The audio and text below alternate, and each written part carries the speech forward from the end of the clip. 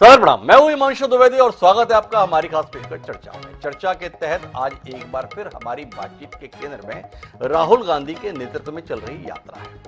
आज हम वर्तमान यात्रा पर बात नहीं करेंगे, हम बात करेंगे इस यात्रा का एक अहम किरदार के तौर पर मीडिया के सम्मुख आने वाले जयराम रमेश के द्वारा दिए गए बयान के संदर्भ में।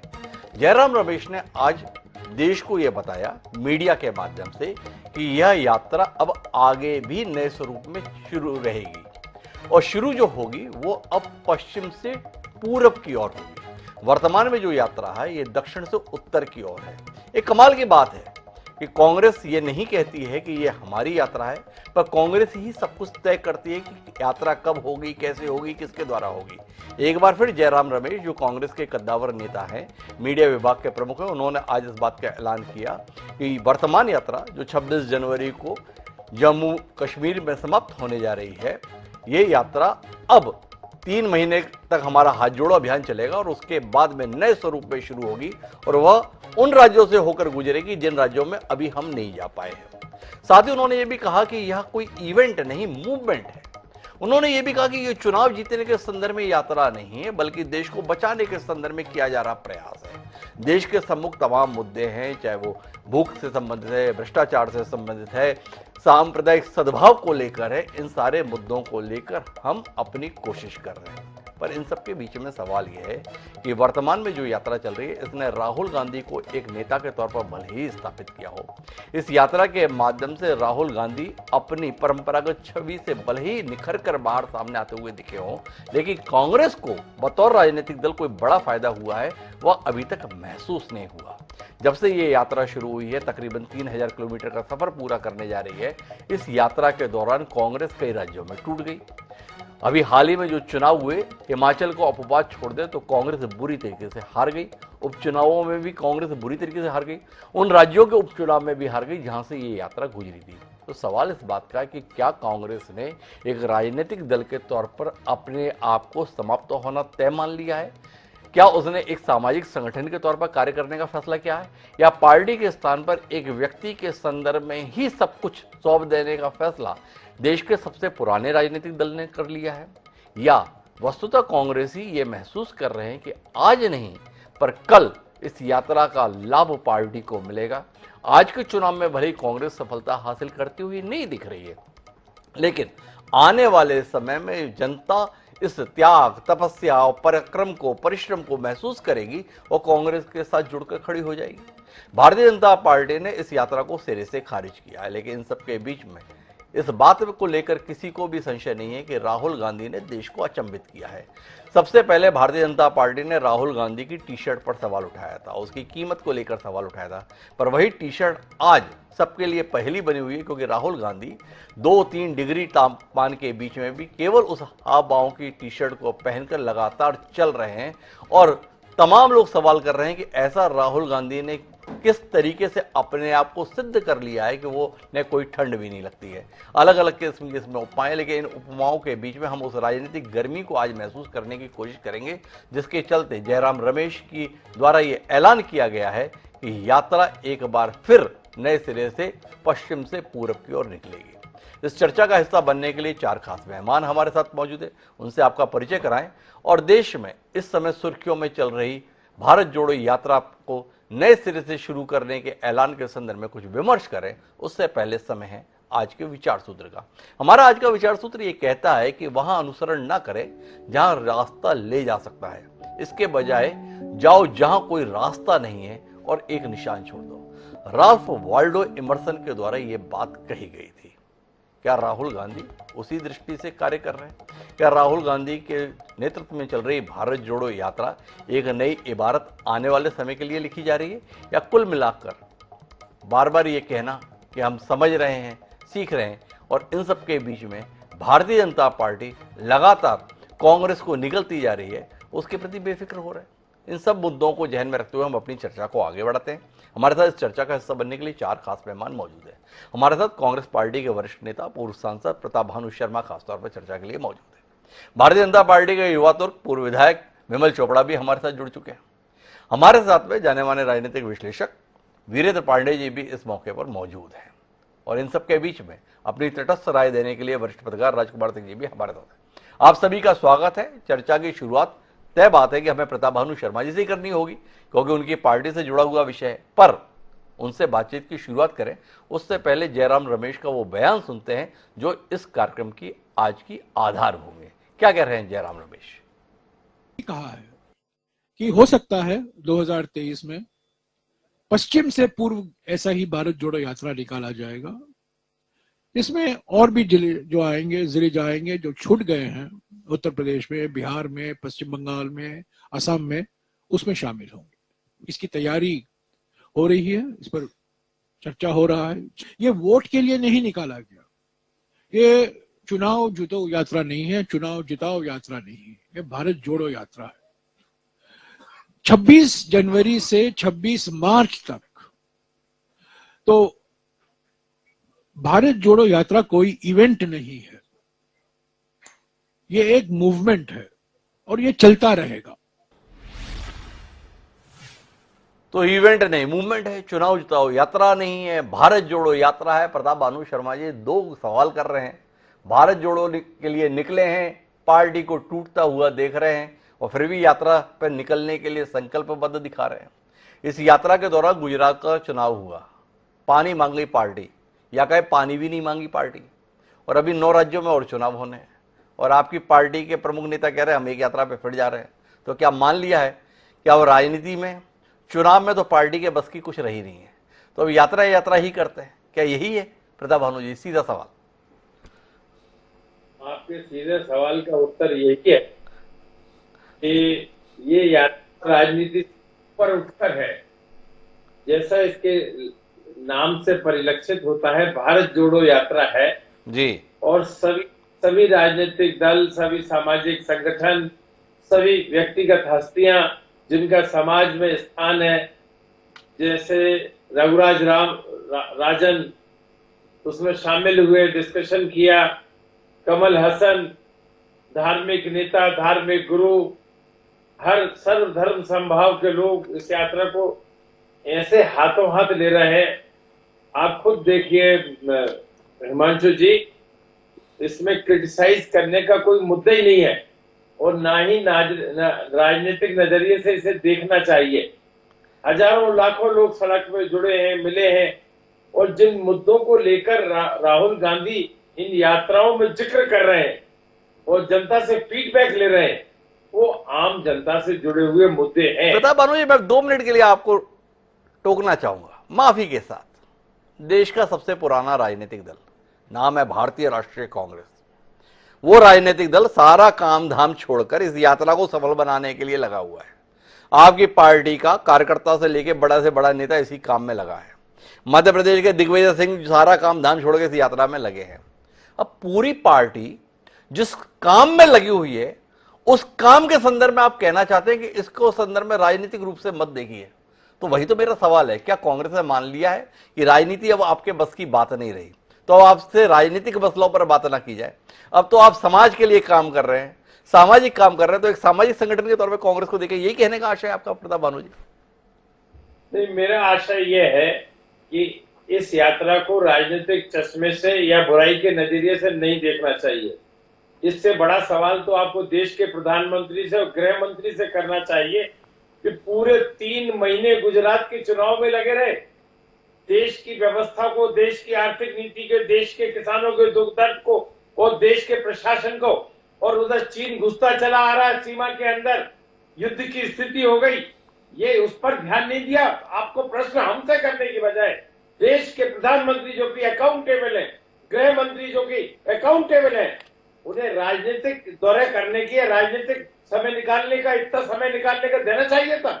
गुजरात के चुनाव को उन्होंने मुद्दा बना दिया, जबकि वो राष्ट्र के प्रधानमंत्री है, राष्ट्र के गृह मंत्री है। हमें ये कहते हुए बड़े आश्चर्य और शर्म लग रही है कि आप हमसे सवाल कर रहे हैं, जो रचनात्मक कार्य में जमीन पे आदमी चल रहा है, जो देश को जोड़ने की बात कर रहा है, जो राजनीति से ऊंचे उठकर काम कर रहा है और जिन्होंने देश के हितों को धता बता दी, जिम्मेदार होने के नाते, निर्वाचित प्रतिनिधि होने के नाते, आप बताइए, संसद को आगे बढ़ा दिया और दूसरे कार्यक्रम आगे बढ़ा दिए, होने नहीं दिए क्योंकि गुजरात में चुनाव में जाना था। इससे बड़ा संविधान का उल्लंघन, इससे गैर जिम्मेदारी का काम मैंने अपने राजनीतिक जीवन में नहीं देखा। अरे कमाल का आपका राजनीतिक जीवन रहा प्रताप भानु शर्मा जी। आप पहली बार देश में देख रहे हैं कि देश का जो प्रधानमंत्री होता है वो राज्य के विधानसभा चुनाव में प्रचार के लिए नहीं जाता। ये राजीव गांधी, ये इंदिरा गांधी, ये तमाम नेता जब चुनाव होते थे तो चुनाव प्रचार के लिए कहीं जाते वाते नहीं थे, दिल्ली में ही रहते थे, देश के प्रधानमंत्री के तौर पर ही सेवा कार्य करते थे। ये चुनाव उनाव तो आप ही लोग निपटा लेते, ऐसा ही था ना। ये तो नरेंद्र मोदी आए हैं जो विधानसभा चुनाव में प्रचार के लिए चले जाते हैं, ऐसे ही है कुछ। जनता ने जो जिम्मेदारी दी है, अकेले गुजरात की जनता ने नहीं, देश की जनता के प्रति अकाउंटेबल है ये। और जितना 3 महीने इन्होंने धूम प्रताप भानु शर्मा जी, बहुत माफी के साथ आपसे जानना चाहता हूं, जो शख्स अपनी मां के निधन के बाद, उनकी अंत्येष्टि के कार्य के तुरंत बाद देश के कार्य में लग जाता है, उसके संदर्भ में आप सवाल उठा रहे हैं। मैं किसी पार्टी की पक्षधरता का सवाल यहां पर नहीं कर रहा हूं, आपसे जानना चाहता हूं कि आप कहां जा रहे हैं। सवाल इस बात को लेकर है कि कांग्रेस पार्टी सारा कार्य छोड़कर इस यात्रा को सफल बनाने के लिए लगी हुई है, पर यात्रा सफल हो रही है और पार्टी विफल हो रही है। ये सवाल राजनीतिक गलियारों में है। क्या इसको लेकर कोई चिंता है या पार्टी ने अपनी इस नियति को स्वीकार कर लिया? थोड़ा मुद्दे पर रहते हैं ना, नरेंद्र मोदी पर, देश की सरकार पर फिर बात कर लेंगे। अभी आपकी पार्टी की चिंता कर रहे हैं, उस चिंता के साथ कुछ सरोकार रखिए। या आपने मान लिया हमारी पार्टी का कुछ होना नहीं है तो अब इधर उधर की बातों में ही समय लगाया जाए? नहीं हिमांशु जी, आपकी बात का जवाब जरूर मैं दूंगा, परंतु आज अकाउंटेबिलिटी किसकी फिक्स होना चाहिए जी? देश की सरकार, देश के प्रधानमंत्री की, देश के गृह मंत्री की, या जो सड़क पर चल के जनता जनार्दन से मिल रहा है? जनता महंगाई का मुद्दा उठा रहा है, बेरोजगारी का मुद्दा, सद्भावना की बात कर रहे हैं, लोगों को जोड़ने की बात कर रहे हैं, देश की आर्थिक नीतियों की बात कर रहे हैं, किसान की बात कर रहे हैं, नौजवानों की बात कर रहे हैं। आप यदि जो आदमी इतने कड़कड़ाती ठंड में, गिरती हुई बरसात में, गर्मी में, पसीने के अंदर 3 डिग्री 4 डिग्री टेम्परेचर में तो लोगों के बीच में है, आपके दिल से सराहना निकलना चाहिए, आशीर्वाद निकलना चाहिए ऐसी पद यात्रा के लिए। तो मैं तो आपसे सवाल कर रहा हूं तो आप उसका जवाब देने के स्थान पर तो कहीं और ही जा रहे हैं। हमारा तो आपसे सवाल इतना ही है ना प्रताप भानु जी, फिर मैं विमल चोपड़ा के पास रुक करूं कि इस यात्रा में अब तक ऐसा क्या हासिल हो गया है पार्टी को जिसके चलते आपकी पार्टी के जिम्मेदार नेता अब पश्चिम से पूरब की यात्रा के संदर्भ में ऐलान कर रहे हैं? बस इतना समझना चाहते हैं, अब हमें यह समझाने के लिए तैयार नहीं है। समझा देते हैं आपके लिए हिमांशु जी। जी तो आप समझे, आप सब जानते हैं, विद्वान हैं, हमें समझाने की आवश्यकता नहीं है।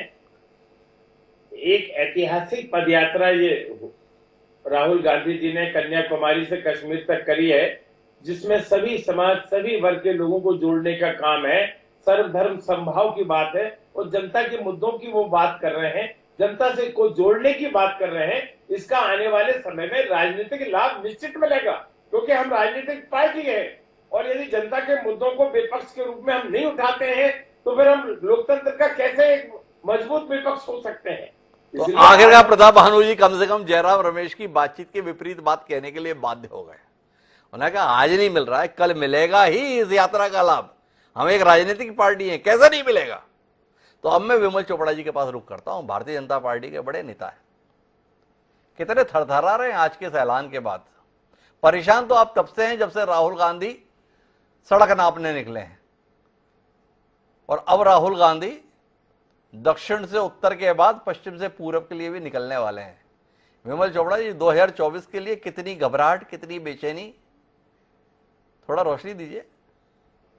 जी संतु जी, ऐसा है जी, भारतीय जनता पार्टी के रोज लोग अगरबत्ती जलाते हैं कि राहुल गांधी जी कांग्रेस के नेता बने रहें जी, ताकि भारतीय जनता पार्टी अपना रास्ता तय करते रहे। राहुल गांधी की यात्रा से या राहुल गांधी की सक्रियता से भारतीय जनता पार्टी में किसी प्रकार की घबराहट नहीं है।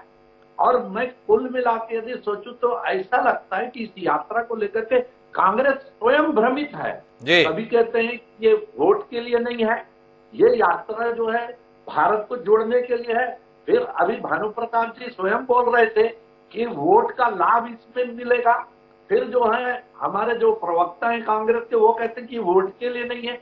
अब किस प्रकार के भ्रम में इस यात्रा को आयोजित कर रहे हैं, ये किसी को समझ नहीं आ रहा है। और मैं आपको बता दूं, मैं स्पष्ट बोल रहा हूं कि राहुल गांधी जी का जो भाषण होता है बहुत सारे लोग सुनते हैं, कई बार तो ये समझ नहीं आता वो बोलना क्या चाहते हैं, उनकी अभिव्यक्ति क्या है, ये किसी को समझ में नहीं आता। और लोग जो है एक जो धारणा बनी हुई उनके प्रति वो और ज्यादा पुख्ता जो है वो होते जाती है। मैं विमल जी थोड़ा रोकना चाहूंगा आपसे। राहुल गांधी क्या बोलते हैं समझ में नहीं आता, इसके बावजूद भी लाखों लोग राहुल गांधी को देखने और सुनने के लिए पहुंच रहे हैं। ये दृश्य हम रोज देख रहे हैं। उनकी पदयात्रा जहां से गुजरती है उधर जनता की भीड़ दिखाई देती है। अभी वह उत्तर प्रदेश से गुजर रहे हैं, कैराना इलाके से गुजरे, हजारों की भीड़, जनसमुद्र भी जिसे कह दिया जाता है, वो दृश्य हमें देखने को मिलता है। जिस व्यक्ति की बात किसी को समझ में नहीं आती उसको देखने सुनने के लिए इतने लोग क्यों आ जाते हैं, एक सवाल। दूसरा आपसे जानना ये चाहता, आपने कहा कि हमें कोई चिंता नहीं है। अरे आपको तो इस बात तक की चिंता होती है कि राहुल गांधी सो कहां रहे हैं, राहुल गांधी पहन क्या रहे हैं, राहुल गांधी मिल किससे रहे हैं, राहुल गांधी खा किससे रहे हैं। जिस व्यक्ति के संदर्भ में आपकी इस हद तक निगाह लगी रहती है उसके संदर्भ में आप कार्यक्रम में बोल रहे हैं हमें कोई परवाह नहीं है। एतबार हो जाएगा देश को कि आपको परवाह नहीं है, या अगर आपको किसी की परवाह है तो ऐसा लगता है कि केवल राहुल गांधी की है। देखिए ऐसा है, राहुल गांधी जी की यात्रा को जी आज लगभग 3 महीने हो रहे हैं, 2.5-3 महीने जी। आप इस बीच चुनाव आए, गुजरात के चुनाव जी। राहुल गांधी जी ने वहां के लिए जो है 6 दिन नहीं छोड़ा कि वो वहां जाकर के चुनाव प्रचार करे जी। कितने भयभीत थे वो कि वहां हार जाएगी सरकार। आप ये देखिए कि 25 तारीख से 1 तारीख तक वो जो है ब्रेक ले रहे हैं। किस प्रकार पे ऐसा ब्रेक ले रहे हैं, क्यों? गुजरात के चुनाव, हिमाचल के चुनाव, दिल्ली के चुनाव क्यों नहीं जाना चाह रहे हैं वो? क्या वो किस प्रकार की राजनीति कर रहे हैं ये हमको किसी को समझ नहीं आ रहा है, मेरे को। और लोग आ रहे हैं, भीड़ आ रही है। भीड़ जो है वो सुनकर के कई बार हंसी भी उड़ा सकती है, हंसी भी आती है कई बार कई चीजें सुन करके कि किस प्रकार की यात्रा में किस प्रकार की बातें होनी चाहिए। आप कहते हैं गैर राजनीतिक है और भाषण जो है राजनीतिक होते हैं आपके। आप कभी कहते हैं कि राष्ट्रीय स्वयंसेवक संघ और भारतीय जनता पार्टी मेरे गुरु हैं, ये मेरे को सिखा रहे हैं। आप किस प्रकार की बात करना चाहते हैं ये समझ नहीं आता। और यात्रा करना उनका अधिकार है, हम नहीं कह रहे कि यात्रा करें ना करें, 23 में भी करें, 24 में भी करें, 25 में भी करें जी। और वो यात्रा करते हैं। लेकिन इसके लिए मेरे को लगता है उनको पहले देश को समझना होगा, और समझ जाए वो तो शायद अच्छी राजनीति कर पाएंगे। लेकिन मेरे को अभी लगता है कि वो बहुत दूर है, अभी उनकी समझ जो है वैसी डेवलप नहीं हुई है कि भारतीय राजनीति का चरित्र क्या है, भारतीय राजनीति को वो समझ नहीं पाए हैं। और उसके हिसाब से उनकी सोच जो है, जो बननी चाहिए, वो बन नहीं पाई है। इस प्रकार से मेरी धारणा जो है, और भारतीय जनता पार्टी के लोग क्या पहन रहे हैं, क्या कर रहे हैं, वो एक आध ठीक है, छोटा मोटा नेता कुछ कर देता है, उस पर टिप्पणी, तो ये भारतीय जनता पार्टी की टिप्पणी मानी जाए, ऐसा मेरे को नहीं लगता। और किसी प्रकार की घबराहट इस यात्रा को लेकर, अगर आप अपनी आईटी सेल के प्रमुख, राष्ट्रीय आईटी सेल के प्रमुख को, नेता को भी छोटा मोटा नेता कह देते तो विमल चोपड़ा जी आप बहुत बड़े नेता है, अब मैं इसमें क्या टिप्पणी करूं। हमें तो लगता है कि भारतीय जनता पार्टी जैसा देश का नहीं दुनिया का सबसे बड़ा राजनीतिक दल, उसके आईटी सेल का राष्ट्रीय प्रमुख एक बड़ा नेता होता है। आपने बताया आज हमें, अरे ये छोटे मोटे लोग हैं, तो कोई बात नहीं, आपका नजरिया है। लेकिन मेरे पास में अपने पैनल में कुछ और बड़े लोग भी शामिल है। वीरेंद्र पांडे उनमें से एक हैं, आपके पुराने वरिष्ठ नेता रहे हैं। तो वीरेंद्र पांडे जी का भी नजरिया समझ लें इस यात्रा को लेकर। आप सिरे से खारिज करते हैं वीरेंद्र जी, कुछ नहीं रखा इस यात्रा में। राहुल गांधी की समझ को भी खारिज करते हैं। और राहुल गांधी अब दक्षिण से उत्तर की ओर चल रही यात्रा को पूरा करने के बाद पश्चिम से पूरब की ओर निकलेंगे, इसको लेकर कोई नजरिया रखते हैं?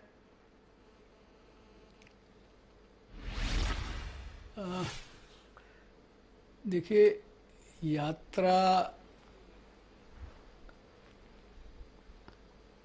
प्रभाव तो छोड़ रही है जी, लेकिन इसका प्रभाव जिन स्थानों से गुजर रही है वहां पर ही ज्यादा दिखता है जी। वैसे तो खबरें कम आती हैं और खबरें अलग अलग प्रकार की आती हैं। वो खबरें कितनी सही हैं इस बात को जानना भी थोड़ा सा मुश्किल है आजकल जी। कुछ खबरें ऐसी आई हैं कि जिस रास्ते से यात्रा गुजर रही वहां पर तो बड़ा उसमें कुछ ना कुछ उद्वेलन आता है जी। लेकिन यात्रा के मार्ग के 10-20 किलोमीटर दूर में किसी प्रकार की चर्चाएं नहीं है, ऐसा भी पता लगता है। जी एक बात ठीक बात है कि घोषित रूप से यात्रा राजनीतिक नहीं होगी, जी लेकिन ये यात्रा पूर्णतः राजनीतिक है, क्योंकि इस देश में कोई भी ऐसा कदम, चाहे वो धार्मिक मामला हो चाहे दूसरा मामला हो, उसमें कहीं ना कहीं राजनीति होती है। जी और इस सारी यात्रा में जो मुद्दे उठाए जा रहे हैं वो जनता के मुद्दे हैं। देश में इस समय जिस प्रकार की परिस्थितियां हैं उनका उल्लेख होता है, तो ये सारा कुछ राजनीति से ही जुड़ा हुआ होता है। अंततः इसका परिणाम राजनीति में ही दिखाई पड़ेगा। जी इसलिए जयराम रमेश का ये कहना कि ये चुनाव जिताओ यात्रा नहीं है, राजनीतिक यात्रा नहीं, ये कहने के लिए तो ठीक है, लेकिन ये पूर्णतः राजनीतिक यात्रा है। इसका प्रतिफल मैं राजनीतिक एक ही होगा। सवाल करना चाहूंगा विनम्रता पूर्वक, क्या आपको नहीं लगता है कि जयराम रमेश सत्य कह रहे हैं?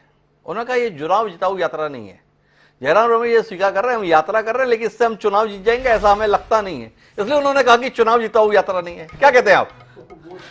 पता नहीं, लेकिन ऐसा है कि राहुल गांधी कुछ समय के लिए गुजरात गए तो गुजरात तो हार गए, बुरी तरीके से हारे जी। लेकिन हिमाचल प्रदेश में नहीं गए, लेकिन हिमाचल प्रदेश में जीत गए। जी तो ये बात ऐसा है कि हम आमतौर पे क्या देखते हैं कि राहुल गांधी अगर जाते हैं तो पार्टी जाती है, अगर राहुल गांधी नहीं जाते तो पार्टी नहीं गई, ऐसा मानते हैं। जी। लेकिन कांग्रेस पार्टी बोलते हैं ना कि हाथी जितना भी दुबला जाए गधा नहीं होता। जी तो ऐसे पार्टी में भी थोड़ी दम तो है, ऐसा नहीं है कि दम नहीं है। जी। और दूसरी ओर जो भारतीय जनता पार्टी लगातार इसकी आलोचना करती है, इस पर प्रहार करती है, वो इसलिए कि इस समय जिस प्रकार की भारतीय जनता पार्टी है वो बड़ी सावधान पार्टी है। जी। उसको लगता है कहीं से भी कोई आशंका हमारे पराजय का कारण बन सकती है या हमको कहीं पीछे करने का कारण बन सकती है, तो पहले से ही सावधान होकर उस पर आक्रमण करना शुरू कर देते हैं। और एक और दिक्कत है इस भारत में जी कि हम मूल मुद्दों को छोड़ करके, गंभीर मुद्दों को छोड़ करके प्रतीकों पर लड़ते हैं। जैसे शुरुआत में स्मृति ईरानी ने कहा कि कन्याकुमारी से शुरू कर रहे हैं, लेकिन विवेकानंद के पास नहीं गए। अगर विवेकानंद के पास चले जाते तो क्या, हालांकि गए, विवेकानंद की मूर्ति पर उन्होंने माल्यार्पण किया। अगर विवेकानंद के पास नहीं चले जाते तो यात्रा असफल हो जाती क्या? प्रतीकों पर बात होती है कि टी शर्ट पहन के घूम रहे 41,000 रुपए की है, लेकिन जब ये बोलते हैं तभी भूल जाते हैं कि उनके प्रधानमंत्री दिन भर में जो कपड़े बदलते हैं वो क्या लाखों का मामला है। तो ये जो भटकाने की बात है कि भाई वो क्या मुद्दे उठा रहे हैं उस पर बात करिए, अगर वो मुद्दे अगर उठा रहे तो उसका जवाब दीजिए, लेकिन उसका जवाब देने की बजाय उसको इधर उधर आजू बाजू करने की कोशिश। पर मेरा सवाल वीरेंद्र जी आपसे इस बात को लेकर है कि क्या आप इस आकलन के साथ में हैं कि इस यात्रा ने राहुल गांधी को देश की राजनीति में एक नेता के तौर पर स्थापित करने का काम कर दिया है, और इसी कारण से कांग्रेस पार्टी विचार कर रही है कि यह सिलसिला रुकने ना पाए, उनके नेता का कद बढ़ रहा है, तो दक्षिण से उत्तर तक की यात्रा में कद यहां तक पहुंच गया, इसको और विस्तार मिले, इसलिए अब पश्चिम से पूरब की ओर चला जाए? क्या आप इसके संदर्भ में कोई नजर रखते हैं? ये बात बिल्कुल सही है। जी देखिए, हिंदुस्तान की एक खासियत है जी कि वो कष्ट उठाने वाले के प्रति सहानुभूति रखता है। जी। जो आदमी लगातार चल रहा है, जिसमें सामने कोई स्वार्थ नहीं दिखाई पड़ रहा है, जी। इसलिए एक सहानुभूति धीरे धीरे बनती जा रही है। दूसरा एक बात और है, आपको याद होगा जब दक्षिण अफ्रीका से महात्मा गांधी भारत आए थे, जी। तब गोपाल कृष्ण गोखले ने उनको ये सलाह दी थी कि तुमको भारत को समझने के लिए भारत का भ्रमण करना चाहिए। और भ्रमण करने का सबसे अच्छा तरीका जो होता है पद यात्रा का। उसमें आप भौगोलिक स्थिति को देखते हैं, जलवायु को देखते हैं, लोगों से मिलते हैं, और उस समय आप हर प्रकार के लोगों से मिल पाते हैं, तो आपका देश के प्रति, देश के व्यक्तियों के प्रति ज्ञान में इजाफा होता है, और उसके कारण आपका परिष्कार भी होता है। जी। आपकी समझ का परिष्कार होता है, आपकी दृष्टि का परिष्कार होता है, और वो परिष्कार राहुल गांधी में दिखना शुरू हुआ है। तो आप इस बात से इत्तेफाक करते हैं? मैं वीरेंद्र जी एक सवाल बीच में लेता हूं। विमल चोपड़ा जी यहां पे कह रहे हैं कि भाई इस बात समझ में नहीं आती राहुल गांधी कह क्या रहे हैं, और नहीं समझ में आती, इसे बताने की भारतीय जनता पार्टी की आईटी सेल के द्वारा कोशिश भी बहुत की जाती है। वो तमाम हिस्से उनके भाषण के निकाल के सोशल मीडिया पर डलते हैं कि देखो क्या बोल रहे हैं, कैसे बोल रहे हैं, किस प्रकार से बोल रहे हैं। तो आपसे जानना चाहता हूं वीरेंद्र पांडे जी, विमल चोपड़ा जी को तो समझ में नहीं आ रहा राहुल गांधी क्या बोलते हैं, वीरेंद्र पांडे जी समझने लगे क्या कि राहुल गांधी क्या बोलते हैं? मेरा तो ये मानना है कि राहुल गांधी पहले भी ठीक बात करते थे जी, आज भी ठीक बात करते हैं, लेकिन जनता के मन में वो जो बात कही जा रही है वो बात में सत्यता बहुत अधिक है कि राहुल गांधी को पप्पू घोषित करने के लिए करोड़ों रुपए लगाए गए। जी, मुझे एक वो बहुत ठीक से याद है जी, कि वो इधर से आलू डालो उधर से सोना निकलेगा। जी, तो इस प्रकार के टुकड़े निकाल करके, पूरे भाषण को नहीं निकाल करके टुकड़े निकाल करके ये बताते देखो इनकी ये समझ है, ये समझ है। जी। और वो बात सबके दिमाग में बैठ गई, इसलिए वो कुछ भी कहे जी। तो उसको उसी रूप में देखा जाता है। जी। लेकिन वो बात नहीं है। लेकिन मुझे ठीक से याद है ये कोरोना के समय भी उस व्यक्ति ने जिस बात को कहा था जी। वो बात ठीक उतरी। इस प्रकार कई ऐसे अवसर आए जिसमें उसने सरकार को चिताया था और वो बातें सही दिखाई पड़ी। तो इसलिए वो पप्पू नहीं है, पप्पू बना दिया गया है। पप्पू बना दिया गया, लेकिन इस यात्रा ने राहुल गांधी के सही स्वरूप को देश के सम्मुख लाने का काम किया है, ऐसी बात वीरेंद्र पांडे जी कर रहे हैं। थोड़ा सा परिष्कार बहुत परिष्कार हुआ है, ये उनका कहना बोलने है। में भी फर्क आया है। मुझे जाना है इस समय पर राजकुमार सिंह जी के पास में, लेकिन मुझे सवाल करना है प्रताप भानु शर्मा जी से, और उससे पहले हस्तक्षेप सुनना है माननीय डॉक्टर विमल चोपड़ा जी का। जी विमल जी, क्या ऐसा हो गया वीरेंद्र पांडे जी के कहने में कि आपको लगा कि इस समय मौन रहा नहीं जा सकता? अभी माननीय वीरेंद्र पांडे जी ने कहा कि पहले भी बहुत तो मैं एक नहीं कई सारे वीडियो दिखा दूंगा जिसमें वो क्या बोल रहे हैं वही समझ नहीं आता। यहां तो यही तो बता रहे हैं माननीय वीरेंद्र पांडे जी कि आपके लोगों ने काफी मेहनत की है ऐसी उलझन पे पैदा करने की।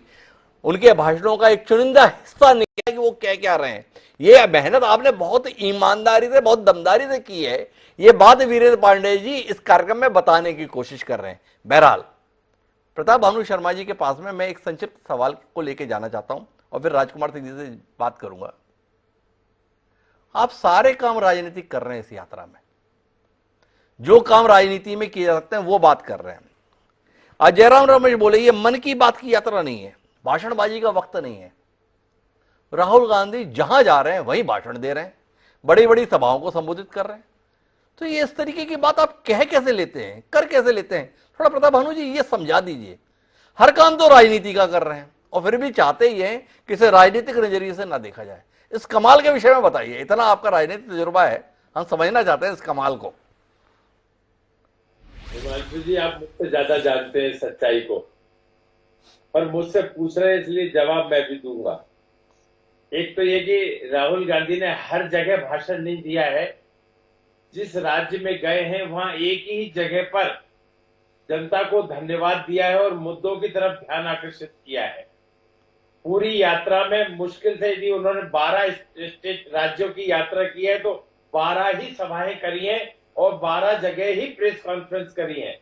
तो अब आप प्रेस कॉन्फ्रेंस 12 जोड़ लें, 12 आपकी उनकी सभाएं जोड़ लें, तो इस तरह से वो आदमी प्रेस से खुल के बात तो कर रहे हैं, आपको जवाब तो दे रहे हैं। और एक तरफ वो आदमी है जिसने 8 साल में कोई प्रेस कॉन्फ्रेंस ही नहीं करी, पत्रकारों से बात ही नहीं करती, मन की बात सुनते नहीं है, मन की बात करते हैं। सवाल तो उनसे होना चाहिए जो आपसे खुले दिल से चर्चा कर रहा हो, जनता से खुले दिल से मिल रहा हो। हिमांशु जी, सभा मैंने सुना, उन्होंने बहुत किसी राज्य में पूरा सुना, मध्य प्रदेश में 13 दिन 14 दिन रहे, परंतु उन्होंने भाषण मऊ में दिया।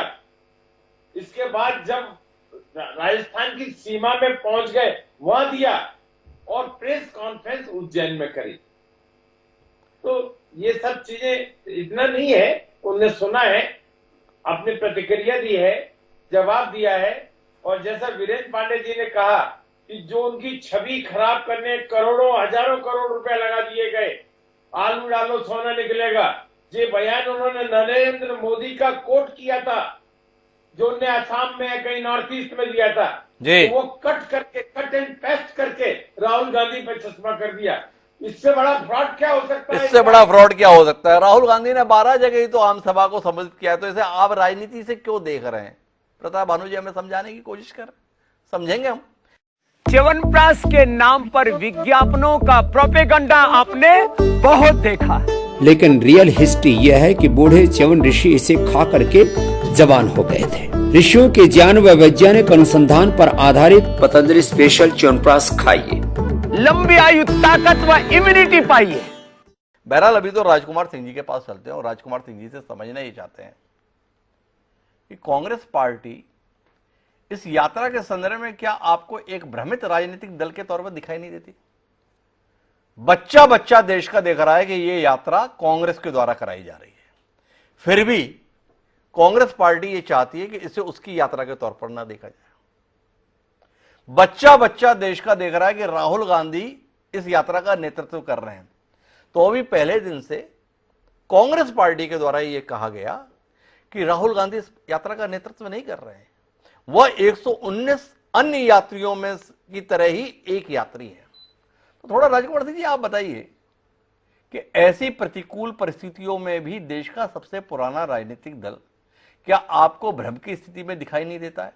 और ऐसी भ्रमात्मक स्थितियों के बीच में पार्टी ऐलान कर रही है कि अब हम पश्चिम से पूरब की ओर निकलेंगे।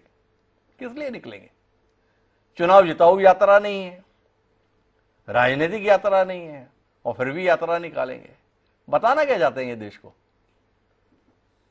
देखिए हिमांशु जी, कोई राजनीतिक दल या राजनेता जो भी करता है, चाहे वो मन से करे, वाणी से करे, जैसे भी करे, जी, तो राजनीति से ही प्रेरित। तो ये प्रताप शर्मा जी कहें या कोई और कहें, ये यात्रा राजनीतिक नहीं है, तो मुझे लगता है कहीं ना कहीं सच से मुंह चुराने वाली बात। पर किस लिए? उसकी वजह हो सकती है। पर किस लिए राजकुमार जी, इस पे हम तो बात करेंगे ना। कांग्रेस को किस बात का डर है? कांग्रेसियों को किस बात का डर है? इसे राजनीतिक यात्रा करार देने से क्या बिगड़ जाएगा? जिस हालत में कांग्रेस है उससे बदतर और क्या हो जाएगा? ये सवाल है राजकुमार जी। मैं उसी सवाल पे आ रहा हूं। अभी जैसे कि चर्चा हुई जी, इस यात्रा के बीच 2 राज्यों में चुनाव हुए। जी, गुजरात में कांग्रेस की हार नहीं हुई बल्कि दुर्गति हुई। जी, जिस पार्टी को 2017 में भाजपा की 99 के मुकाबले 77 सीटें मिली थी जी, और 22 सीटों का फासला था, वो इस चुनाव में मात्र 22 सीटों पर सिमट गई। जी, तो आप इस यात्रा और राहुल गांधी के सिर चुनावी नतीजों का ठीकरा न फोड़े मीडिया या बीजेपी, उससे बचने के लिए कहा जा रहा है कि राजनीति से प्रेरित नहीं है, चुनाव जीतने के लिए नहीं है, जो मुझे समझ आ रहा है। जी, तीसरी बात जरूर कहेंगे कि भाजपा कांग्रेस भ्रमित है या नहीं है, लेकिन एक भ्रम की स्थिति जरूर बनाए रखना चाहती है। इस यात्रा को लेकर सीधे सीधे जवाबदेही राहुल गांधी की न बने, जी, या खासकर चुनाव होने वाले हैं उनके नतीजों के प्रति ना बने। जी, लेकिन जहां तक वीरेंद्र पांडे जी भी कह रहे थे, इस यात्रा से 2 फायदे तो हो रहे हैं। जी, वो चुनाव में परिणित तो होंगे नहीं होंगे, उसके लिए हमें इंतजार। पहली बात, राहुल गांधी की इमेज जो लगातार पप्पू की बनी या बनाई गई, या मैं पप्पू शब्द इस्तेमाल न करूं, तो अगंभीर राजनेता की छवि उनकी बनी, जी, जो पार्ट टाइम पॉलिटिक्स करते हैं, थोड़े दिन यहाँ दिखते हैं, प्रेस कॉन्फ्रेंस करते हैं, सोशल मीडिया पे एक्टिव होते हैं, उसके बाद विदेश चले हैं, वो छवि टूटी है। लगभग 100 दिन से ज्यादा हो गया, 110 दिन करीब हो गए, वो लगातार 1 सप्ताह के ब्रेक को छोड़ते तो चल रहे हैं, लोगों के बीच चल रहे हैं। तो एक जो इमेज बिल्डिंग एक्सरसाइज आप इसको कह सकते हैं कांग्रेस की, बड़ी सुनियोजित तरीके से, उसमें उनको सफलता मिली है। पुरानी इमेज टूटी है, नई इमेज बनी है, जिसमें एक युवा नेता इस देश को जानने की भी कोशिश कर रहा है, लोगों से संवाद भी कर रहा है। सफलता कितने मिलेगी वो आने वाला समय। दूसरी बात, 2 लोकसभा चुनाव और 1 दर्जन से ज्यादा विधानसभा चुनाव, कांग्रेस हारी, कार्यकर्ताओं का मनोबल लगभग रसातल को चला गया। वो मनोबल कहीं ना कहीं दोबारा लौटता हुआ दिख रहा है। जी, तो ये 2 कारण ऐसे लगते हैं जिनसे कांग्रेस को लग रहा है कि दक्षिण से उत्तर की यात्रा के बाद पूरब से पश्चिम की यात्रा भी की जाए। राजकुमार जी, मेरा एक सवाल है इसमें, क्या आप महसूस कर रहे हैं कि कांग्रेस के लक्ष्य में अब 2022 जो गुजर गया उसके चुनाव भी नहीं है, 2023 में जो 8-9 विधानसभा के चुनाव होने वो भी नहीं है? कांग्रेस केवल 2024 को ध्यान में रख रही है और 2024 में जनता राहुल गांधी और कांग्रेस को गंभीरता से ले, इसके लिए इस यात्रा पर फोकस कर रही है। इसीलिए दक्षिण से उत्तर और अब पश्चिम से पूरब। क्या कहते हैं? देखिए, मुझे लगता है कि कांग्रेस की रणनीति तो यही है जी। उसकी वजह बहुत साफ है कि अगर आपको भाजपा को रोकना है, नरेंद्र मोदी को रोकना है, तो आपको विकल्प के तौर पर राष्ट्रीय स्तर पर उभरना होगा जी। और नरेंद्र मोदी के पक्ष में सबसे बड़ा जो पॉइंट जाता है वो ये है कि उनका विकल्प नजर नहीं आता जी। तो वो कोशिश तो हो सकती है, लेकिन इस रास्ते में जोखिम बहुत है जी। जिन 9 राज्यों में 2023 में चुनाव होना है, उनमें से 3 राज्य ऐसे हैं जहां दो में कांग्रेस की सरकार, राजस्थान में, छत्तीसगढ़ में जी। मध्य प्रदेश में पिछली बार बनी थी, जोड़ तोड़ के जरिए गिर गई। जी। तो ये 3 राज्य ऐसे हैं जहां कांग्रेस का जैसा प्रदर्शन होगा उसके आधार पर 24 की संभावनाएं बनेंगी। जी। अब सेमीफाइनल जीते बिना फाइनल नहीं खेल पाएंगे, ये खेल का बेसिक रूप है। और दूसरा, बाकी राज्यों की भी बात कर लें तो तेलंगाना हो, तेलंगाना में कांग्रेस अगर मजबूत नहीं होती है, ठीक है, पावर में नहीं है, पावर में टीआरएस है जिसका नाम बदल के बीआरएस हो गया जी। तो आपको मजबूत होकर तो भरना पड़ेगा। तो बाकी राज्यों में अगर आप अच्छा प्रदर्शन 2023 में नहीं करेंगे तो 2024 में आपकी दावेदारी या आपका विकल्प बनने की क्षमता है उसके प्रति लोगों में संदेह रहेगा। और बड़ी बात, बिना व्यापक गठबंधन किए आप भाजपा को चुनौती लोकसभा के चुनाव में नहीं दे सकते हैं। राजकुमार सिंह जी, बड़ी महत्वपूर्ण टिप्पणी की। आप सेमीफाइनल खेले बगैर फाइनल खेलना चाहते हैं? वाइल्ड कार्ड एंट्री से टूर्नामेंट में दाखिल हुआ जा सकता है, फाइनल नहीं खेला जा सकता। तो प्रताप भानु जी, ये सवाल तो आपसे ही है, क्या कमाल की रणनीति पे काम कर रहे हो? ना क्वार्टर फाइनल खेलेंगे, ना सेमीफाइनल खेलेंगे, फाइनल ही खेलेंगे। कुछ ज्यादा ही उम्मीद नहीं है? ऐसा बिल्कुल नहीं है। 2023 का सेमीफाइनल खेलेंगे और 2024 फाइनल होगा, इसमें कोई दो राय नहीं है जी। और जिन राज्यों का वर्णन भी किया हमारे राजकुमार सिंह जी ने, बहुत अच्छी बात उन्होंने कही है कि, और आपने भी इस बात को स्वीकारा है कि तीनों राज्य कांग्रेस के पक्ष में वाले राज्य हैं और आने वाले चुनाव में, आने वाले 2023 के चुनाव में भी कांग्रेस की सरकार बनने की प्रबल संभावना है, हमारी सरकार बनेगी। और जो दूसरी बात राजकुमार सिंह जी ने कही उससे मैं भी सहमत हूं जी। इस यात्रा का अब जो कांग्रेस पार्टी के कार्यकर्ताओं को एकजुट और मनोबल बढ़ाने में साबित हो रहा है, वो कमाल का हो रहा है हिमांशु जी। पर मैं तो समझ नहीं पा रहा, आप तो देश बचाने के लिए निकले थे, देश के लोगों में नई भावना पैदा करने के लिए निकले थे, और कार्यक्रम में बोल रहे हैं कांग्रेस के नेता बड़े उत्साहित हो गए हैं, कांग्रेस उत्साहित हो गई है। शीर्ष नेता बता रहे हैं कांग्रेस की यात्रा नहीं है, शीर्ष नेता बता रहे हैं राजनीतिक यात्रा नहीं है। यहां बैठकर आप जैसा मजा हुआ राजनीतिक बता रहा है, हमारी तो बल्ले बल्ले है। हम मरे हुए बैठे थे, देखो जिंदा होते हुए खड़े दिखाई दे रहे हैं। हमारे कार्यकर्ता घर में सो रहे थे, देखो अब सड़क पर उतर रहे हैं। थोड़ा समझाइए ना आप अपने नेताओं को, सच बोले। हमने ये कभी नहीं कहा कि हम मरे हुए बैठे थे, हमने हमेशा ये कहा कि हमें ये चुनौती स्वीकार है और हमेशा भाजपा के लोग या विरोधी पक्ष के लोग या सत्ता पक्ष के लोग ये कहते थे कांग्रेस है कहां, कांग्रेस मुक्त भारत बनाएंगे। राहुल गांधी की इस यात्रा ने दिखा दिया कांग्रेस लोगों के दिलों में है, देश के गांव में है, सड़क पर है, जनता जनार्दन के हृदय में है, नौजवानों में है, महिलाओं में है। कहां है प्रताप भानु जी? तेलंगाना से यात्रा गुजरी, जिस तेलंगाना की सीट को आपने जीता हुआ था, तीसरे नंबर पर आ गए राहुल गांधी की पद यात्रा के बाद। कौन से दिल में है और कौन से दिमाग में है भाई? थोड़ा समझाओ तो दो हम लोगों को। थोड़े सेमीफाइनल का तो इंतजार कर लो जिसका आप जिक्र कर रहे हो, हम सेमीफाइनल में समझा देंगे आपके लिए। तो प्रताप भानु जी का कहना है क्वार्टर फाइनल भले ही हम हार गए पर हम सेमीफाइनल खेलेंगे और सेमीफाइनल के परिणाम का इंतजार करो। देखिए बहरहाल मैं वापस विमल चोपड़ा जी के पास चलता हूं। और विमल जी, आपको अकेला पढ़ते हुए देखकर बड़ा दुखी हूं मैं। हमारे तीनों पैनलिस्ट इस राय के साथ हैं कि राहुल गांधी का कद बढ़ रहा है, राहुल गांधी की देश में स्वीकार्यता बढ़ रही है। आपके तमाम प्रयासों के बावजूद भी राहुल गांधी को एक परिपक्व राजनीतिज्ञ के तौर पर देश मानता हुआ दिख रहा है। आपको अपनी मेहनत जो 2 दशक की है उस पर पानी फिरता हुआ देखकर कैसा लग रहा है, जानने में हमारी दिलचस्पी है। थोड़ा समझाइए ना। मानसू जी, मैंने शुरू में ही कहा कि भारतीय जनता पार्टी का हर कार्यकर्ता से तक नेता तक रोज अगरबत्ती जलाता है कि राहुल गांधी ही कांग्रेस के नेता बने हैं जी। और आप ये देखिए, मैं एक बार रोकना चाहता हूं विमल चोपड़ा जी, आप दूसरी बार ये बात कह रहे हैं, तो आपसे जानना चाहता हूं कि क्या आपको माननीय नरेंद्र मोदी, क्या माननीय अमित शाह या माननीय जेपी नड्डा पे भरोसा नहीं है आपको और भाजपा के बाकी नेताओं को कि उनकी नीतियों से, उनके कार्यक्रम से, उनकी कर्मठता से, उनके परिश्रम से पार्टी का भविष्य रह सकता है? आपकी सारी उम्मीदें अपनी सत्ता में बने रहने के लिए राहुल गांधी पर निर्भर है। वाकई आप अपने नेताओं से इतने निराश है, सारे कार्यकर्ता और बाकी लोग? ऐसा है हिमांशु जी, कोई भी रण को जीतने के लिए खुद को मजबूत होना पड़ेगा और दुश्मन को कमजोर करना पड़ेगा जी। आज यदि कमजोर दुश्मन रहेगा और हम मजबूत होंगे तो हमारी जीत निश्चित है, इसमें कोई संशय नहीं रहेगा। इसलिए कांग्रेस कमजोर रहे तो हमको क्या तकलीफ है, हम मजबूत हो रहे हैं, हमारे लोग काम कर रहे हैं। आज आप देख रहे हैं कि कांग्रेस शासित राज्य नहीं, कि जो दूसरे विपक्ष के भी शासित राज्य हैं, चाहे बिहार में चुनाव हुआ, उपचुनाव हुआ, भारतीय जनता पार्टी से नीतीश कुमार अलग हुए, लेकिन भारतीय जनता पार्टी ने उनको भी पराजित किया।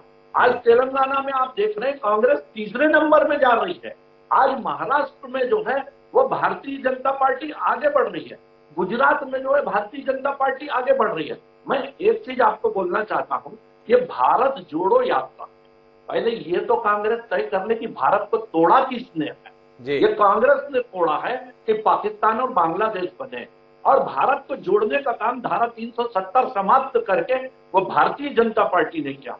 बंगाल की क्या स्थिति थी ये मेरे को बताने की जरूरत नहीं है कि किस प्रकार से बंगाल में भारतीय जनता पार्टी ने राष्ट्रवाद का जो दीपक जला करके एक नई उम्मीद पैदा की। बिहार के बहुत सारे इलाके किस प्रकार की स्थिति में है ये बताने की जरूरत नहीं है कि कांग्रेस की तुष्टीकरण की राजनीति के कारण देश कई भागों में बंटना चालू हुआ। और आपको दूसरी बात बता दूं, आप राहुल गांधी जो है वो अमेठी छोड़ करके कहां जाते हैं, जो मुस्लिम बाहुल्य इलाका है वहां से चुनाव लड़ने जाते हैं।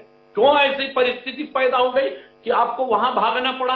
आप भारत जोड़ने जा रहे हैं तो आप ऐसे क्षेत्र का चुनाव कर रहे हैं जहां पोलराइजेशन हो, आपको ऐसे क्षेत्र का चुनाव। विमल चोपड़ा जी एक बात बताइए, ये माननीय नरेंद्र मोदी जी तो गुजरात से चुनाव लड़ा करते थे, ये बनारस में जाकर चुनाव क्यों लड़ रहे हैं? इस ध्रुवीकरण के संदर्भ में, इस पोलराइजेशन के संदर्भ में भी थोड़ा ज्ञान आप दे ही दें हमें, आज थोड़ा हमें भी तो पता चल जाए। क्या गुजरात में चुनाव लड़कर देश पे हुकूमत नहीं की जा सकती? क्या बनारस में जाकर जीतने से ही देश में हुकूमत हो सकती है, या इसके मायने क्या हैं? बनारस हो चाहे गुजरात की कोई सीट हो, वहां पर यदि मोदी जी लड़ते हैं तो ऐसा कोई पोलराइजेशन की स्थिति नहीं है। लेकिन जिस प्रकार से राहुल गांधी, माननीय विमल जी, जो सवाल है थोड़ा उस सवाल पर रहते हैं ना, आप ऐसे साइड से क्यों निकल जाना चाह रहे हैं? हमने सवाल कर लिया भाई, देश का प्रधानमंत्री तो बड़ौदा से जीतने के बाद भी नरेंद्र मोदी के होने पर कोई संशय नहीं था, पर क्या कारण हुआ भाई कि उन्होंने बड़ौदा की सीट छोड़ दी, बनारस में बने रहना चाह, और अगली बार तो केवल बनारस से चुनाव लड़ा? थोड़ा बताइए तो सही था हमें, उसको किस लिए? वो हिंदुस्तान का दिल है, हिंदुस्तान की संस्कृति है, और भारतीय जनता पार्टी हो या संघ हो, उसने कहीं ना कहीं हिंदुत्व की मसाल जो है वो जलाए रखने का संकल्प लिया है। और हम जानते हैं कि कांग्रेस की तुष्टीकरण की राजनीति जो थी उसके मुकाबले में हमको कहीं ना कहीं जो है ये करना था कि कम से कम ये बात तो सामने आनी चाहिए। तो कुल मिला के विमल चोपड़ा जी समझाने की कोशिश ये कर रहे हैं कि कांग्रेस ने अल्पसंख्यक तुष्टीकरण की राजनीति की, हम बहुसंख्यक तुष्टीकरण की राजनीति कर रहे हैं, इसीलिए बड़ौदा से चल के बनारस के माध्यम से देश में संदेश देने की कोशिश कर रहे हैं। यही है विमल चोपड़ा जी आपका आशय? नहीं, तुष्टीकरण नहीं, मैं तुष्टीकरण हिंदुओं के तुष्टीकरण की राजनीति नहीं।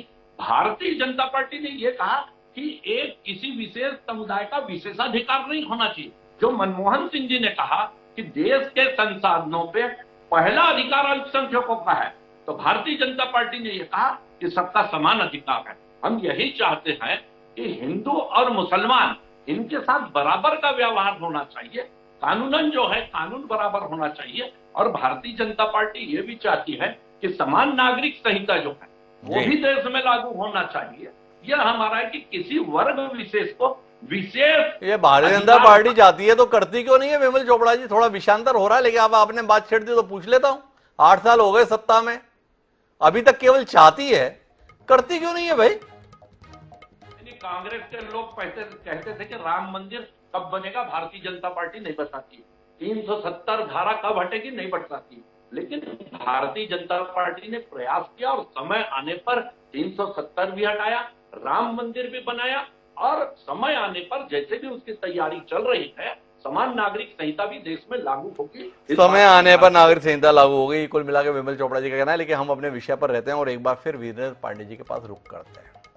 वीरेंद्र जी, अमूमन जो चलन होता है पूरब से पश्चिम, उत्तर से दक्षिण, ये कांग्रेस उलट बंसी बजा रही है। दक्षिण से उत्तर, पश्चिम से पूरब, थोड़ी इसकी भी तो व्याख्या कीजिए। आप जैसा विद्वान व्यक्ति हमारे साथ पैनलिस्ट के तौर पर मौजूद है। ये गंगा सागर से गोमुख की ओर गंगा का प्रवाह करने की कोशिश, क्या कहते हैं इसे?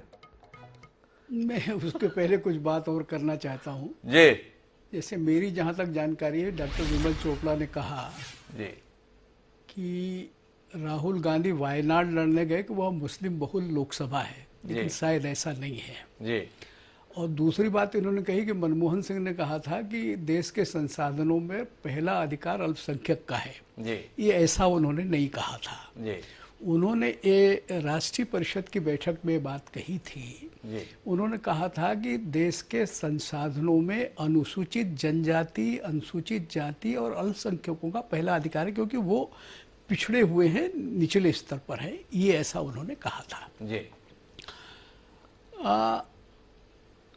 अब जैसा आपने कहा, प्रताप भानु जी ने कहा और जयराम रमेश ने कहा कि यात्रा चुनाव की नहीं है, चुनाव जिता यात्रा नहीं है, तो क्या इस यात्रा के बाद दक्षिण से उत्तर और पूरब से पश्चिम के बाद सब इस यात्रा के अनुभव पे कोई किताब निकालना चाहते हैं? ऐसा मामला नहीं है। जी ये मामला पूर्णतः राजनीतिक है और इसमें कांग्रेस पार्टी की प्रमुखता या कांग्रेस पार्टी की यात्रा नहीं। ये बताने के पीछे कारण ये था कि यात्रा के शुरुआत में 150 ऐसे संगठनों को, एनजीओ वगैरह और दूसरे सामाजिक संगठनों को साथ में रखा गया। जी वो केवल इसलिए रखा गया कि अगर कांग्रेस पार्टी की यात्रा होती तो ये सारे लोग शामिल नहीं होते। जी और ये विचार भी इसलिए किया गया कि बाद में इसका राजनीतिक लाभ ही इसको लेना चाहिए कि सारे संगठन, इसमें कम्युनिस्ट भी आ गए।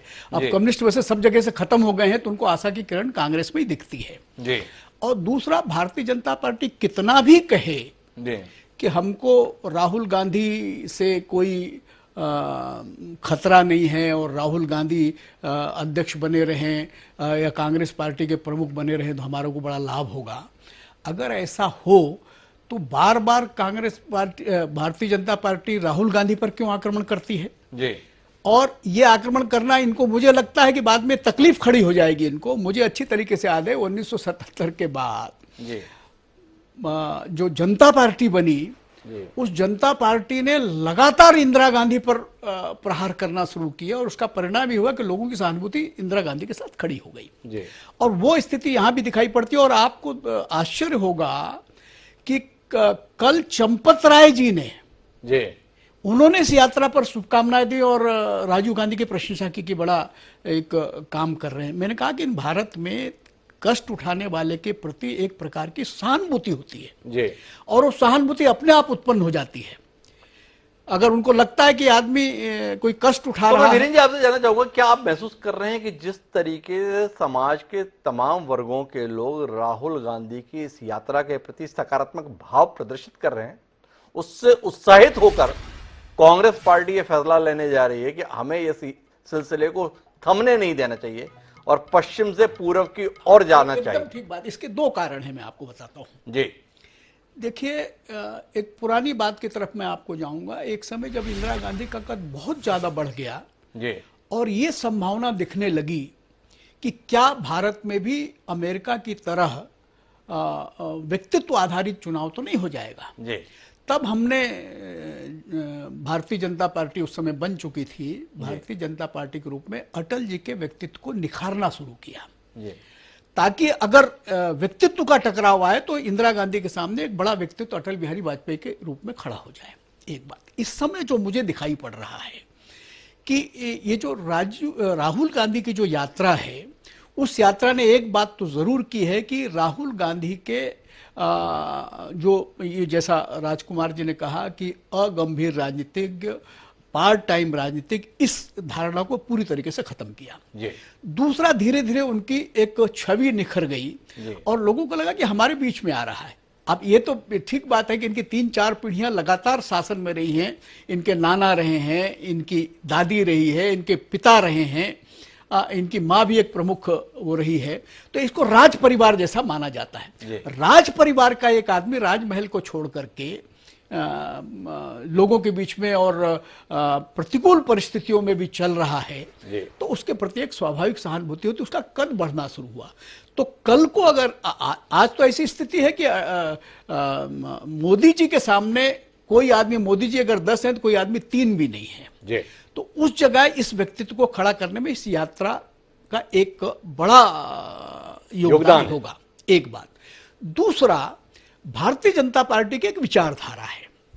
तो 2 बातें हैं भारतीय जनता पार्टी के सामने, एक बड़ा व्यक्तित्व और दूसरा विचारधारा। विचारधारा की इस समय स्वीकृति भी है। आज 37-38% लोग ऐसे हैं जो इस विचारधारा की तरफ आकर्षित है, लेकिन 69% ऐसा है जो उस विचारधारा के साथ नहीं है। तो एक नई विचारधारा कि भाई ये तोड़ने की बात कर रहे हैं, मान लो इनकी नजरों में तोड़ने की बात कर रहे हैं, तो हम जोड़ने की बात कर रहे हैं। तो व्यक्तित्व के नाते इसको निखारना और फिर एक नया विचार सामने रखना, इन दोनों के आधार पर इस चुनाव में सामने राहुल गांधी को, और बीच में कहना शुरू हो गया है कि हमारे लिए प्रधानमंत्री के उम्मीदवार तो राहुल गांधी रहेंगे। कमलनाथ समेत तमाम नेता इस बात को कह रहे, तो वीरेंद्र पांडे जी की ये बात बिल्कुल सत्य के करीब लगती है। लेकिन मुझे इस चर्चा में समझना यह है राजकुमार सिंह जी आपसे, ये जो भारत जोड़ो यात्रा मुद्दों की बात की जा रही है, राहुल गांधी को लाभ हुआ, राहुल गांधी का कद बढ़ गया, राहुल गांधी को गंभीरता से लिया जाने लगा, ये बातें तो अपनी जगह है, पर मुद्दों के स्तर पर क्या जनता को ये यात्रा आकर्षित कर पाई? जिन मुद्दों की बात कर रहे हैं, आर्थिक विषमता की, सामाजिक ध्रुवीकरण की, सरकार की नीतियों की, क्या आपको जनता के स्तर पर ऐसी कोई प्रतिक्रिया महसूस हो रही है, या कुल मिलाकर इनकी प्रेस कॉन्फ्रेंस तक ही बात रह जा रही है? ये सवाल है। क्या कहते हैं राजकुमार सिंह जी, इस यात्रा से क्या जनता के बीच चला गया? राहुल गांधी जो मुद्दे उठा रहे हैं वो सामयिक मुद्दे हैं जी, जनता से जुड़े मुद्दे हैं, लेकिन सवाल ये है कि मुद्दों में नया कुछ नहीं है जी। मुद्दों का असर तब होगा, जैसा कि वीरेंद्र पांडे जी कह रहे थे कि इन्हीं मुद्दों पर चुनाव लड़े जाते हैं, जनता के मुद्दे जी, लेकिन उन मुद्दों पर आपको कोई न कोई वैकल्पिक ब्लूप्रिंट, कोई रोड मैप पेश तो करना होगा। समस्याएं हैं, मेरे महंगाई है, बेरोजगारी है, आर्थिक असमानता है, सारी चीजें हैं, पर उसका विकल्प क्या है, वैकल्पिक राजनीति रणनीति क्या है आप जी, वो पेश नहीं कर पा रहे राहुल गांधी। और जब तक कोई वैकल्पिक एजेंडा नहीं होगा तक आप इस जन समर्थन को चुनावी समर्थन में आसानी से नहीं बदल। दूसरी जरूरत होगी संक्रांत ढांचे की, जो कांग्रेस का संक्रांत ढांचा लगभग जर्जर हो जी। तीसरी बड़ी समस्या उसमें आ रही है गुटबाजी की, और चौथी जो बड़ी चुनौती है वो आम आदमी पार्टी जैसे क्षेत्रीय दलों की है, जो लगभग 3 राज्यों में कांग्रेस को सीधा नुकसान जी। तो जब तक, और ये अब लग रहा है कि जो पश्चिम से पूर्व की यात्रा की सोच आई है, उसके मूल पर भी यही कारण है। आपने जो टेम्पो बनाया है कन्याकुमारी से कश्मीर की यात्रा के जरिए, चाहे वो कार्यकर्ताओं के स्तर पर हो चाहे जनता के स्तर पर, उसको 2024 तक कायम कैसे रखेंगे? क्योंकि आपने कोई वैकल्पिक राजनीतिक खाका तो दिया नहीं है। तो ये तो एक मजा हुआ राजनीतिक कदम है कि अगर एक माहौल कांग्रेस महसूस कर रही है इस यात्रा से देश में बन रहा है, तो वो माहौल 2024 तक कायम रहे, इसलिए इस यात्रा को विस्तार देने की जरूरत आन पड़ी है। लेकिन देश के स्तर पर राहुल गांधी स्वीकार होंगे, ये बात तो बात की है। राजकुमार सिंह जी, जानना आपसे यह है कि क्या राहुल गांधी का चेहरा विपक्ष के सर्वमान्य नेता के तौर पर स्वीकार होगा? क्या यह यात्रा राहुल गांधी को विपक्ष के स्तर पर वैसी स्वीकारता दिला देगी जैसे अतीत में सोनिया गांधी मनमोहन सिंह के संदर्भ में, या अटल जी आडवाणी जी के संदर्भ में, या वर्तमान में नरेंद्र मोदी के संदर्भ में हमें देखने को मिली? ये भी तो एक सवाल है। राहुल गांधी का कांग्रेस अध्यक्ष न बनना दोबारा जी, और गांधी परिवार से बाहर के व्यक्ति को अध्यक्ष बनाने पर जोर देना जी और उसके बाद राहुल गांधी को आगे करके भारत जोड़ो यात्रा निकालना कांग्रेस की बड़ी सुनियोजित रणनीति है। हम अतीत में कांग्रेस का बड़ा भ्रमित कर रहे हूं, लेकिन ये 3 काम उन्होंने बहुत सोच विचार के साथ किए हैं और ये मानना पड़ेगा कि इसी यात्रा के बाद जी विपक्ष में जितने दावेदार हैं प्रधानमंत्री पद के, उनके मुकाबले राहुल गांधी का कद कहीं ना कहीं ऊंचा हुआ है। बड़े महत्वपूर्ण टिप्पणी है राजकुमार सिंह जी की। नरेंद्र मोदी आज सफलता के शिखर पर है। जो वीरेंद्र पांडे जी का कहना है कि आज देश में उनके मुकाबले में कोई दूसरा नेता है नहीं। अगर नरेंद्र मोदी 10 फीट की ऊंचाई पर हैं तो दूसरा कोई नेता 3 फीट की ऊंचाई पर भी दिखाई नहीं देता है। लेकिन वो 3 फीट का नेता है कौन? अरविंद केजरीवाल, ममता बनर्जी या राहुल गांधी? तो अब राहुल गांधी दिखाई देते हैं। तो विमल चोपड़ा जी, जिसको आप जमीन के अंदर गाड़ देना चाहते थे, वो जमीन से बाहर ही नहीं निकला है, 3 फुट की ऊंचाई तक भी पहुंच गया है और ये ऊंचाई और बढ़ने की संभावनाएं भी लोग देख रहे हैं। कितना बेचैन हो रहे हैं आप? ऐसा है जी कि अभी जिस प्रकार से राजकुमार जी ने कहा जी कि कांग्रेस की रणनीति, आज कांग्रेस के अध्यक्ष खड़गे जी हैं जी, लेकिन क्या आप मानते हैं वो अध्यक्ष हैं? वो किसी प्रकार का आदेश जो है उतने ही अध्यक्ष हैं माननीय विमल चोपड़ा जी, मेरे ख्याल से जितने जगत प्रकाश नड्डा जी हैं। कोई ऐतराज? नड्डा जी जो है वो काम कर रहे हैं, वो कर रहे हैं, ठीक है। प्रधानमंत्री और जगत प्रकाश नड्डा जी में जो है पार्टी का और एक शासन का अंतर रहेगा। मैं दूसरी बात आपको बता दूं, देखिए ये यात्रा चल रही है हिमांशु जी, एक बार अडवाणी जी ने भी यात्रा की, उसका प्रभाव क्या होता था ये मेरे को बताने की जरूरत नहीं है जी। अभी माननीय पांडे जी ने भी कहा कि यात्रा जहां से गुजर रही है उसके 20 किलोमीटर के बाहर कोई हलचल नहीं दिखाई देती है। ये यात्रा चल रही है और निकल जाती है। इस प्रकार की यात्रा पर विमल चोपड़ा जी, साथ में आपने ये तो सुना कि 20 किलोमीटर के पार कोई हलचल दिखाई नहीं देती, पर 20 किलोमीटर तक हलचल है। क्या आपको नहीं लगता है कांग्रेस के लिए अभी ये भी एक उपलब्धि है? देखिए राहुल गांधी मेहनत कर रहे हैं जी, उसका ऐसा कि ये शून्य में जाएगा, इसका परिणाम मिलेगा। लेकिन जो परिणाम आना चाहिए कांग्रेस जैसा सोच रही है, वो अभी कांग्रेस उससे बहुत दूर है। और भारतीय जनता पार्टी की जो मेहनत है, चाहे किसी चुनाव को लेकर के, आज यदि तेलंगाना में चुनाव है तो भारतीय जनता पार्टी तेलंगाना में, छत्तीसगढ़ में, मध्य प्रदेश में, राजस्थान में जो मेहनत कर रही है वो कांग्रेस एक राजनीतिक पार्टी है। कांग्रेस कोई सामाजिक संगठन नहीं है।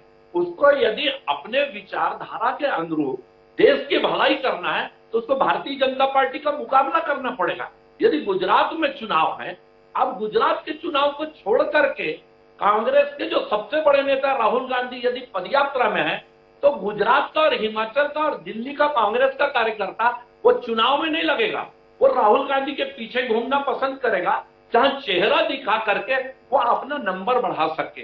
यदि वहां की भीड़ गुजरात की, हिमाचल की और दिल्ली की वो राहुल गांधी की पदयात्रा के पीछे चलेगी, तो आप चुनाव कहां से जीतेंगे? अच्छा, तो विमल जी, अब ये तो आपने बड़ी ही गंभीर किस्म की बात कही। समय मेरे पास सीमित है, लेकिन मैं आपसे समझना चाहता हूं कि आपकी बातचीत से तो मुझे आपके भविष्य को लेकर बड़ी चिंता पैदा हो गई है। सारी भीड़ हिमाचल की राहुल गांधी के पीछे चली गई थी, फिर भी हिमाचल में आपकी पार्टी का सुपड़ा साफ हो गया। जो कांग्रेसी राज्य छोड़ देने के बाद भी आपको हरा देते हैं, 2024 में तो कम से कम अपनी अपनी जगह पर रहेंगे, क्योंकि यात्रा नहीं चलेगी। तो आपका क्या होगा विमल जी? मतलब आपकी पार्टी का क्या होगा? यह कहना चाह रहा हूं, हमारी पार्टी का क्या हो रहा है ये पूरा देश देख रहा है, कांग्रेस का क्या हो रहा है ये भी पूरा देश देख रहा है। आप दिल्ली में देख लीजिए कांग्रेस की क्या स्थिति रही। मैं ये नहीं कह रहा हूं कि क्या है, आज गुजरात में कांग्रेस की क्या स्थिति है ये मुझे बताने की जरूरत नहीं है कि पूरे देश में भारतीय जनता पार्टी कहां है और कांग्रेस कहां। ठीक है, कांग्रेस के राहुल गांधी मेहनत करें, उनके लिए अच्छी बात है, वो अपनी पार्टी को आगे बढ़ाएं। भारतीय जनता पार्टी के नेता भारतीय जनता पार्टी को आगे बढ़ाने में लगे, लेकिन रणनीतिक तौर पे एक राजनीतिक पार्टी को कैसी रणनीति बनानी चाहिए ये सोच का अभाव जो है वो कांग्रेस में दिखता है। इस कारण कांग्रेस और पिछड़ते जा रही। तो कुल मिलाकर हम बातचीत के मर्म पे पहुंचे तो भारतीय जनता पार्टी का मानना है कि कांग्रेस के पास योग्य रणनीति का अभाव है, लेकिन हमारा बाकी पैनल इस राय के साथ नहीं है, बल्कि पैनल को लगता है कि कांग्रेस एक परिपक्व राजनीति के तहत 2024 की योजना पे काम कर रही है। मल्लिकार्जुन खड़गे का अध्यक्ष बनना और राहुल गांधी का सड़क पर उतरना, ये समन्वय शायद 2024 में नरेंद्र मोदी और भारतीय जनता पार्टी के मुकाबले एक सशक्त विकल्प पैदा करने में कामयाब रहेगा। इस उम्मीद के साथ कांग्रेस पार्टी है और उस उम्मीद के ही अगले चरण में पश्चिम से पूर्व की ओर यात्रा निकालने का ऐलान है। राहुल गांधी ने इस पदयात्रा के दौरान अपने संकल्प से, अपने समर्पण से निश्चित तौर पर हर व्यक्ति को प्रभावित किया। यही कारण है कि भारतीय जनता पार्टी के भी कुछ नेता, जिसमें अमित शाह जैसे नेता भी शामिल हैं, जिन्होंने इस यात्रा की सराहना की। इसके अलावा चाहे राम मंदिर के मुख्य पुजारी महंत सत्येंद्र दास हों या अन्य लोग हैं, वो सब भी इस यात्रा के संदर्भ में यह बात तो मान रहे हैं कि हाँ, राहुल गांधी परिश्रम कर रहे हैं, परिश्रम का प्रतिफल मिलता है, ये हमें बुजुर्गों ने बताया है। देखें, राहुल गांधी का ये परिश्रम केवल उन तक ही रह जाएगा या इस परिश्रम का कोई परिणाम उनकी पार्टी को भी मिल पाएगा, इसके लिए तो 2024 तक इंतजार करना पड़ेगा। लेकिन इतना जरूर है कि अब इस यात्रा को हल्के में लेने की कोशिश शायद देश में कोई नहीं करेगा। देखिए, आने वाले समय में राहुल गांधी और उनकी यात्राएं किस प्रकार का वातावरण देश में पैदा कर देगी। बहरहाल, आप सभी मेहमानों का बहुत बहुत धन्यवाद इस चर्चा का हिस्सा बनने के लिए। समय है अब आज के शेर का, जिन्होंने राहुल गांधी के शुरुआती पदयात्रा को हल्के में लिया था। यह माना था कि राहुल गांधी 2-4 दिन चलेंगे और उसके बाद में गाड़ियों में बैठे हुए दिखेंगे, उन्हें बड़ी निराशा हुई। अभी जब वो उत्तर प्रदेश में चल रहे हैं तो कमाल है, 20 किलोमीटर 22 किलोमीटर चलने वाली यात्रा एक दिन में अब 40 किलोमीटर तक का भी सफर तय करती हुई दिखाई दे रही है। तो ऐसे में अब जब ये हरियाणा से यात्रा गुजर रही है, आने वाले समय को नई उम्मीदें हैं। नई उम्मीदों के संदर्भ में हमारा आज का शेर है, जो कहता है कि वाकिफ कहां जमाना हमारी उड़ान से, वाकिफ कहां जमाना हमारी उड़ान से, वो और थे जो हार गए आसमान से। फहीम जोगापुरी के द्वारा जो ये शेर लिखा गया था, वो भी राहुल गांधी पे मुफीद है। देखें, राहुल गांधी की ये कदमताल पार्टी और उन्हें किस मुकाम तक लेके जाती है। दिलचस्पी रहेगी हम सबकी ये जानने में। बहरहाल, अब मुझे दीजिए, कल फिर मिलेंगे नए विषय के साथ, तब तक के लिए सलाम।